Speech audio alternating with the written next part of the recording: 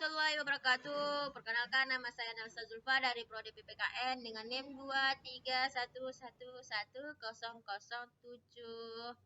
Baiklah, hari ini saya akan menjelaskan tentang proses rekrutmen caleg profesional dan caleg nepotisme. Pemilu merupakan sebuah mekanisme yang dibuat untuk rakyat dapat memilih perwakilannya untuk menduduki kursi pemerintahan, baik pada lembaga legislatif ataupun pada lembaga eksekutif.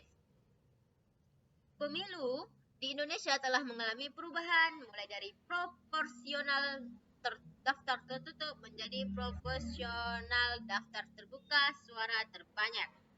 Secara formal, proses rekrutmen caleg diatur oleh partai politik melalui sosialisasi pendaftaran, seleksi administrasi, pelatihan, dan penentuan nomor urut sebelum didaftarkan ke KPU.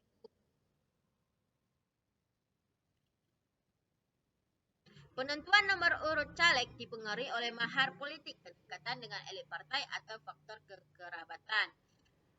Yang kedua kita akan bahas tentang profesionalisme versus nepotisme. Nah, rekrutmen caleg profesionalisme adalah proses perekrutan caleg legislatif yang menekankan pada kualifikasi, kompetensi, dan kemampuan yang dimiliki calon. Proses ini bertujuan untuk memastikan bahwa orang-orang terpilih kemampuannya mewakili rakyat secara efektif dan efisien. Jadi teman-teman, kualifikasi dari calon legislatif profesional ini bagaimana sih? Apa sih yang dimaksud dengan caleg legislatif yang profesional? Itu dilihat dari pertama itu kualifikasinya.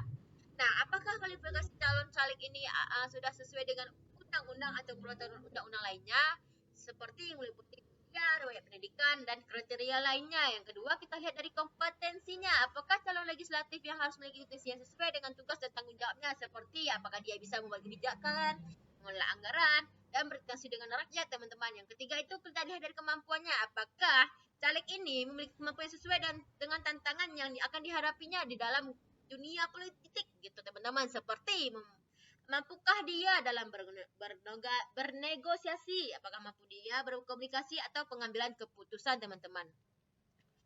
Nah, prosesnya dari perekrutan caleg profesional ini dilakukan secara transparan, objektif, dan akuntabel. Proses tersebut memastikan bahwa semua calon memiliki kesempatan yang sama untuk mengikuti seleksi. Nah, seleksi calon caleg profesional ini dilakukan dengan ketat dan objektif. Pelatihan calon legislatif terpilih harus mendapat pelatihan menandai untuk mempersiapkan diri dalam menjalankan tugas dan tanggung jawabnya. Dengan melakukan rekrutmen caleg profesional diharapkan dapat menghasilkan wakil rakyat kompeten dan mampu mewakili kepentingan masyarakat secara efektif. Profesionalisme juga menuntut adanya seleksi yang objektif, transparan, dan akuntabel. Namun, nepotisme menjadi fenomena yang kuat di Indonesia ini, terutama di tingkat lokal dan daerah.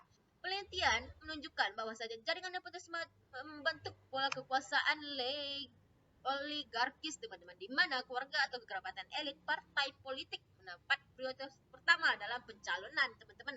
Praktek ini tidak hanya mengurangi kesempatan bagi kader yang kompeten, tetapi juga menurunkan kualitas legislator yang terpilih, gitu teman-teman. Nah, nepotisme dalam merekrutmen caleg anggota legislatif adalah praktik di mana seseorang mendapatkan posisi atau kesempatan menjadi caleg karena hubungan keluarga atau kedekatan pribadi dengan tokoh politik atau partai politik. Bukan karena kemampuan atau kualitasnya, tetapi karena kerabatannya, teman-teman. Makanya dia jadi caleg tanpa melihat kualifikasi, tanpa melihat kemampuan dan sebagainya, tapi hanya karena keakraban atau hanya anggota keluarga.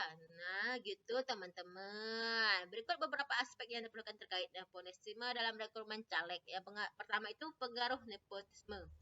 Nepotisme ini dapat merugikan proses demokrasi dan meritokrasi karena seseorang yang tidak kompeten dapat diangkat menjadi wakil rakyat karena hubungan pribadi. Yang kedua, adanya tantangannya. Apa sih tantangannya? Yang nepotisme dapat mengancam integritas sistem rekrutmen caleg dan merusak kepercayaan publik terhadap partai politik dan lembaga legislatif. Nah, gitu teman-teman. Hanya itu dapat saya sampaikan. Lebih dan kurang saya mohon maaf. Kesimpulannya teman-teman, proses rekrutmen caleg Indonesia masih menghadapi tantangan besar antara tuntunan profesionalisme dan praktik nepotisme. Dominasi nepotisme dan politik uang ada saling berdampak negatif terhadap kualitas demokrasi dan kepercayaan publik. Upaya perbaikan harus diarahkan pada penguatan mekanisme seleksi yang transparan, akutabel dan berbasis merit. Hanya itu saya sampaikan, lebih kurang saya mohon maaf. Assalamualaikum warahmatullahi wabarakatuh.